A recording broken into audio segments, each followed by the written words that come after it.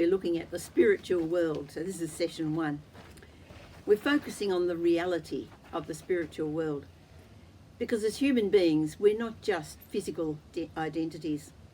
God created us as spiritual beings. And the spiritual part of our nature is hungry, whether we recognise it or not.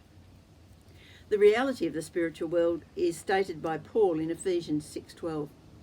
For our struggle is not against flesh and blood, but against the rulers, against the authorities, against the powers of this dark world, and against the spiritual forces of evil in the heavenly realms.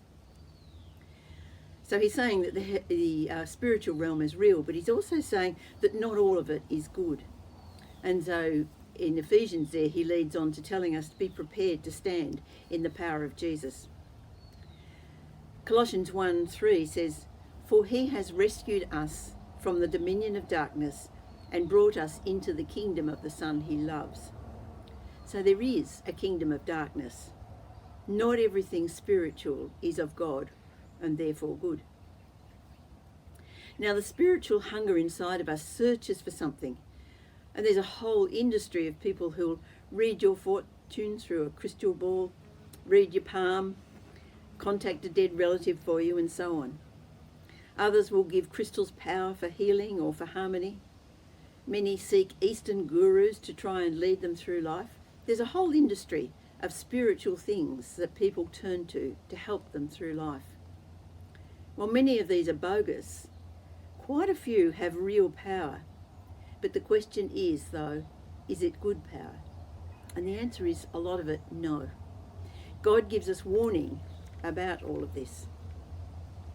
Leviticus 19:31, he says, do not turn to mediums or seek out spiritists, for you will be defiled by them. I am the Lord your God.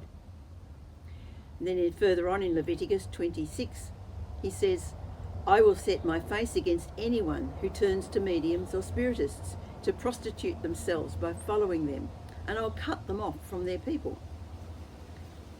And then we have the record how in Saul, who wanted to find guidance about going to war, and this is in 2 Chronicles 10, Saul died because he was unfaithful to the Lord and even consulted a medium for guidance.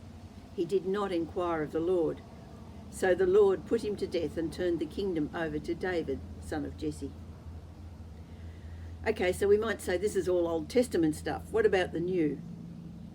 Well, the Jewish people, as they entered the Promised Land, they had to learn that all the things that their neighbours got up to were unhealthy, and so this is why God was so strict with them there.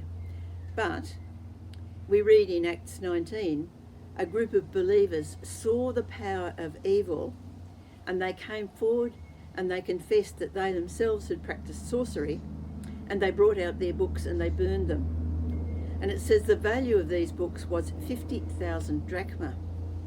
Now 1 drachma was roughly a day's wage for a working person. That gives you an indication of the value of these books and what the believers were willing to give up when they realised that this was not of God. And then in 1 John 4, we're told, dear friends, do not believe every spirit, but test the spirits to see whether they are from God. As Christians, we need to be alert to what's going on spiritually.